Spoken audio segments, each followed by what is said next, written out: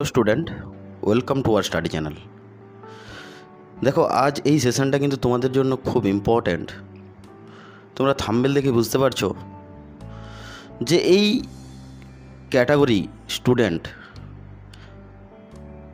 যারা খুব অল্প স্টাডি করে বা স্মার্ট ওয়েতে স্টাডি করে তারা কিন্তু দেখো 60+ স্কোর করছে। আর অনেক স্টুডেন্ট আমার আছে যারা কিন্তু পার ডে 8 থেকে 10 ঘন্টা, অনেকে 12 ঘন্টাও স্টাডি করছে, কিন্তু 40-এর ওপরে মার্কস আসছে না, বা তাদের নাম্বারটা 20 থেকে 30 বা 40-এ গিয়েই আটকে যাচ্ছে। এর কারণটা কি? এর পেছনের কারণটা কি? আমরা তো একটা জিনিস জানি যে আমি যদি কোনো জিনিসে বেশি এফোর্ট দিয়ে থাকি তাহলে আমার রেজাল্টটা ঠিক তেমনই পাওয়া উচিত, কিন্তু রেজাল্ট পাচ্ছি না। তার কারণগুলো কি কি? তার অনেকগুলোই কারণ আছে, কিন্তু তার মধ্যে কিছু কিছু মেন কারণ যেগুলো তোমরা সেগুলো যদি আজকে ঠিক করে নাও আজ থেকে, তাহলে কিন্তু তোমরাও কিন্তু 60+ স্কোর কিন্তু আরামসে করতে পারবে ডাব্লিউবিপিতে। তো তাই আমি তোমাদেরকে বলছি, এই সেশনটা কিন্তু খুব গুরুত্বপূর্ণ। সেই 12,000 ক্যান্ডিডেট যারা সিলেক্টেড হবে, আমি তো তোমাদেরকে প্রথমেই বলেছি যে ডাব্লিউবিপিতে ফর্ম ফিল আপ 10 লাখ হোক, 5 লাখ হোক, 6 লাখ হোক, কোনো ভ্যারি করে না। আমি তোমাদেরকে এইটুকু গ্যারেন্টি দিয়ে বলছি, তোমরা ভরসা করতে পারো যে 50,000 বা 50K বা 50,000 স্টুডেন্ট কিন্তু অরিজিনাল এই কম্পিটিশানের মধ্যে আছে, বাকিরা কিন্তু শোতে ভেসে যাবে। আমি তোমাদেরকে আগেও বলেছি এবং এখনও বলছি, এই 50,000 স্টুডেন্ট কারা, বা তাদের মধ্যে কি কি লক্ষণগুলো আছে, বা তারা কি কি বই ফলো করছে, বা কিভাবে তারা স্ট্র্যাটেজি বানিয়ে পড়াশোনা করছে, আমি কিন্তু তোমাদেরকে সেই কথাগুলোই আমি তোমাদেরকে তুলে ধরছি। তো তোমরা নর্মাল স্টুডেন্ট যারা, আমি তোমাদেরকে একটাই কথা বলি, তোমরা সারাদিনে একটা জিনিস লক্ষ্য করে তোমরা সোশ্যাল মিডিয়াতে কতক্ষণ থাকো। এটা হচ্ছে প্রথম নম্বর ভাইটাল পয়েন্ট, 1 নম্বর ভাইটাল পয়েন্ট, যে তোমরা সোশ্যাল মিডিয়াতে কতক্ষণ থাকো। তোমরা একদিন রাতে তোমাদের সেটিংসে গিয়ে অ্যানালিসিস করে দেখো যে তোমরা বিভিন্ন রকম সোশ্যাল সাইট, ইনস্টা হোক, এফবি হোক, বা তোমার আরও আদার্স যেসব সোশ্যাল মিডিয়াগুলো আছে, তাতে তোমরা কত টাইম ওয়েস্ট করছো এবং সেখান থেকে তোমরা নিট আউটপুট কি পাচ্ছ। এটা তুমি কিন্তু একদিন, আমার মনে হয় তুমি যদি ভিডিওটা আজকে দেখে থাকো তাহলে আজকের দিনে তুমি কিন্তু এটা যাচাই করে দেখো। তুমি সেখানে লক্ষ্য করবে তোমার কিন্তু এই জায়গাগুলোতে ম্যাক্সিমাম টাইমটা কিন্তু তুমি স্পেন্ড করছো, এবং এই যে মূল্যবান টাইমটা তোমরা এখন স্পেন্ড করছো এই সোশ্যাল মিডিয়াতে, এই টাইমটা কিন্তু ইন ফিউচার আর ফিরে পাবে না। আমি প্রথম বলছি এবং এটাও শেষবার বলছি, আমার অফলাইনের স্টুডেন্টদেরকেও বারবার বলি যে কমসে কম এই কয়েকটা মাস এই ব্যাধি থেকে তোমরা দূরে থাকো। যদি তোমাদের টার্গেট হয়ে থাকে এই 12,000-এর মধ্যে আমার একটা সিট চাই, তাহলে কিন্তু তোমরা এই ব্যাধি থেকে আজকের থেকেই তোমরা দূরে সরে যাও। আর তোমাদেরকে মেন যে একদম ডার্ক সাইডনেস আমি তোমাদেরকে বলছি, সেটা কিন্তু তোমরা আজ থেকে যদি বুঝতে পেরে যাও তাহলে কিন্তু তোমরা অনেকটা রিকভারি করতে পারবে। দেখো, তোমাদেরকে আমি একটাই কথা বলি, সিলেবাসটা তোমরা অলরেডি জানো, কিন্তু তাহলেও আমি সিলেবাসটার একটা ডিটেলস অ্যানালিসিস করছি। দেখো এখানে তোমাদেরকে বলেই দিয়েছে ম্যাথ কত 25, রিজনিং 25, জিকে সায়েন্স 25 এবং ইংলিশ 10। তো তোমরা বেশিরভাগ টাইমটা তোমরা কিন্তু স্পেন্ড করছো জিকেতে। আমি লক্ষ্য করছি আমার ম্যাক্সিমাম স্টুডেন্টই এটা ফলো করছে, মানে স্পেন্ড করছে জিকেতে। কিন্তু তোমরা একটা জিনিস কি জানো, তোমরা জিকেতে যত বেশি ফোকাস করো না কেন, তুমি যতটাই ম্যাক্সিমাম 100% এফিসিয়েন্সি দিয়ে ফোকাস করো, তাহলেও কিন্তু তুমি 17 থেকে 18 বা 19 বা 20 অবধি তুমি নাম্বার তুলতে পারো ম্যাক্সিমাম।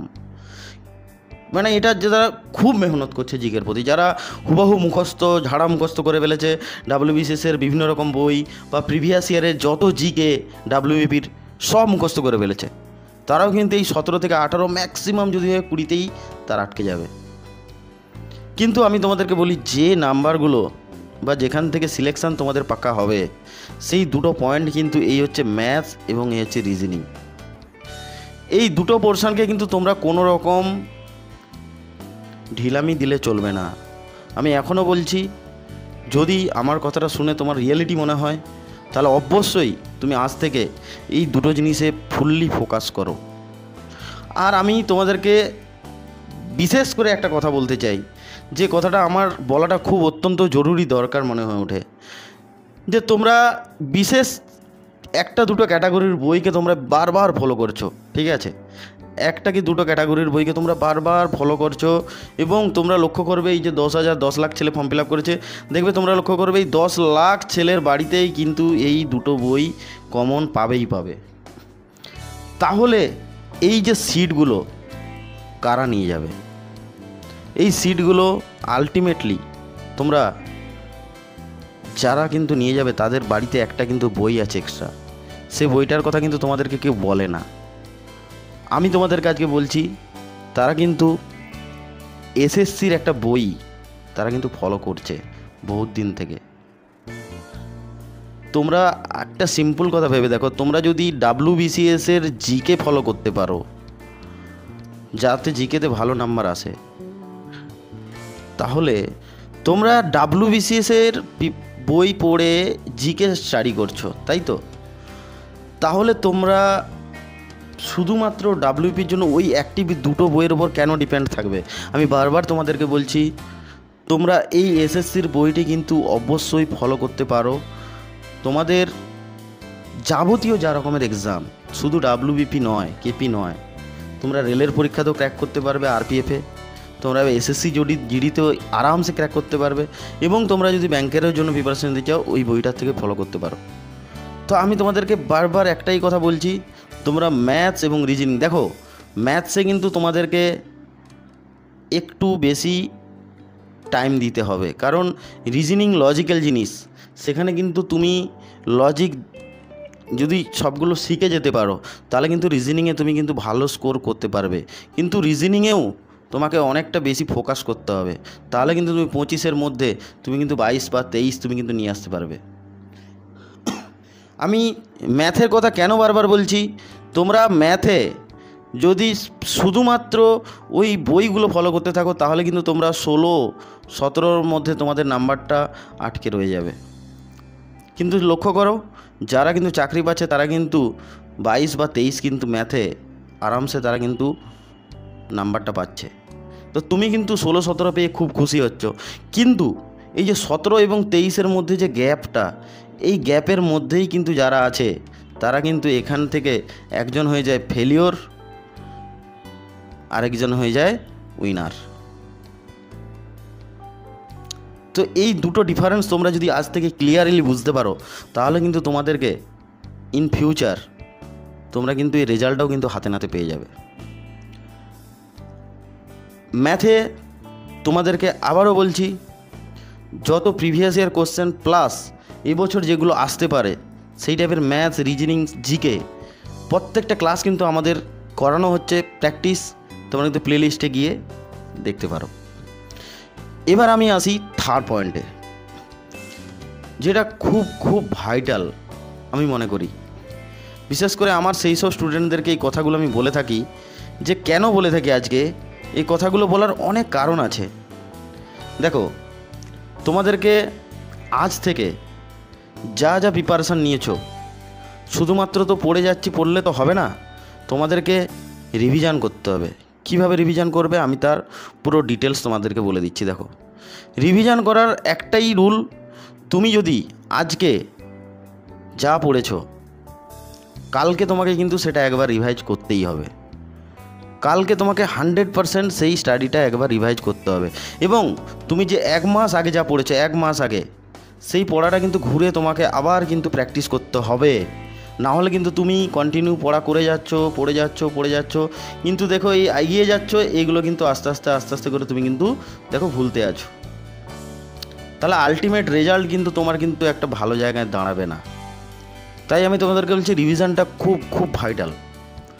আর একটা কথা বলি, তোমরা যেই চ্যানেল থেকে পড়াশোনা করো না কেন, কোনো ফ্যাক্টর নয়, যেখানে দেখবে ভালো ম্যাথ হচ্ছে, তোমরা কিন্তু সেই ম্যাথটা একটু অল্প টাইম দিয়ে দেখে নাও, শিখে নাও। যেই চ্যানেল ফলো করো না কেন, তোমরা তো শিখতে এসেছো, তোমার শেখাটা নিয়ে কথা। কোন চ্যানেল দেখছি, তার কত ভিউয়ার্স, কিচ্ছু দেখে লাভ নেই। তোমার ম্যাথ শেখার কথা, তুমি ম্যাথ শিখবে, সেখান থেকে তুমি ম্যাথ একটা শিখে গেলে কি 5টা ম্যাথ শিখে গেলে তারপরে তুমি ওখান থেকে লিভ করে যাও। এইভাবে কিন্তু ধীরে ধীরে ধীরে ধীরে কিন্তু তোমার পারফরম্যান্সটা কিন্তু আস্তে আস্তে করে বাড়বে। আমি এখন থেকে বলে দিচ্ছি, না হলে কিন্তু তোমার পারফরম্যান্স ওই একই জায়গায় একটা গণ্ডির মধ্যেই কিন্তু থেকে যাবে। তোমরা যদি এই কথাগুলো না বুঝতে পারো তাহলে কিন্তু তোমার পরীক্ষা দিয়ে আসার পরে কিন্তু তোমার এই কথাগুলো কিন্তু মনে হবে। আর একটা কথা বলি, যারা সব থেকে বেশি ভয় পাচ্ছে, দেখো লাস্টলি আমি তোমাদেরকে একটা কথা বলি, এরকম উর্দি পড়ার স্বপ্ন কিন্তু সবার মধ্যে আছে, কিন্তু সাকসেসফুল কিন্তু সবাই হয় না। তার কারণটা কি? 70 থেকে 80% স্টুডেন্ট, কত পার্সেন্ট বললাম? 70 থেকে 80% স্টুডেন্ট কখন পড়াশোনা করে? একবার ফর্ম ফিল আপের সময় পড়াশোনা শুরু করে, মনের মধ্যে জোশ থাকে, 7 থেকে 10 দিন পড়াশোনা করলো, জোশ ঠান্ডা হয়ে গেল, স্টপ। আবার পড়ার কথা কখন মনে হয়? যখন তোমাদের পরীক্ষার জন্য অ্যাডমিট কার্ডটা দেবে, তখন অ্যাডমিট কার্ড হাতে পাওয়ার পরে তোমার হাতে টাইম থাকে 5 থেকে ম্যাক্সিমাম 7 দিন, বাস তোমার স্টাডি কমপ্লিট।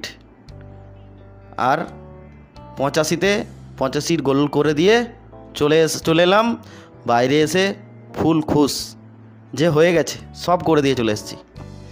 তো এই সব করে দিয়ে চলে এসেছি ক্যান্ডিডেট যারা আছে তারা কিন্তু 70 থেকে 80%, তাদের কিন্তু রেজাল্ট কোনো দিন হবে না, হবে না, হবে না, আমি বলেই দিচ্ছি এখন থেকে, আর আগেও তোমাদেরকে বলেছি। দেখো যারা প্রিপারেশান নিচ্ছে চুপি সারে, তারাই কিন্তু এখানে উইনার হয়ে যাবে। দেখো তোমার পাশের একজন বাড়ির বন্ধু, সে কিন্তু 24 ঘন্টা তার একটা স্টাডি রুটিন আছে এবং সে কিন্তু একটা নির্দিষ্ট টাইমে বাইরে ঘুরতে বেরোয়, তারপরে কিন্তু তুমি তাকে দেখতে পাও না। এটা কিন্তু লক্ষ্য করো। সেই ছেলেটা কিন্তু একদিন তোমাদের সামনে ওয়েস্ট বেঙ্গল পুলিশের গাড়ি নিয়ে ঘুরে বেড়াবে। তো এটাই হচ্ছে ডার্ক রিয়েলিটি। আর আজকে আমি তোমাদেরকে এইটা বলার জন্য আমি বলবো না যে তোমরা আমার ভিডিও দেখে নিজেকে মোটিভেট করেছো। মোটিভেট যদি করতে হয় নিজেকেই করো। আমি এটাও প্রথমে বলেছি, বারবার বলছি যে কারো দ্বারা মোটিভেট হওয়ার থেকে নিজের দ্বারা মোটিভেট হওয়াটা খুব জরুরি দরকার। আর আজকের ভিডিওটি কিন্তু তোমাদের লাইফে কিছুটা হলেও আগের থেকে একটু বেটার জায়গায় নিয়ে যাবে যদি আমার কথাগুলো শুনে তোমরা স্টাডি করো। আর অবশ্যই চ্যানেলটি সাবস্ক্রাইব করো। আমাদের ডেসক্রিপশানে টেলিগ্রাম লিঙ্ক আছে, তোমরা টেলিগ্রামে জয়েন হতে পারো বিভিন্ন রকম আপডেটস এবং নোটস PDF পাওয়ার জন্য। অবশ্যই চ্যানেলটি সাবস্ক্রাইব করো, ভিডিওটি লাইক করো, বন্ধুদের শেয়ার করো।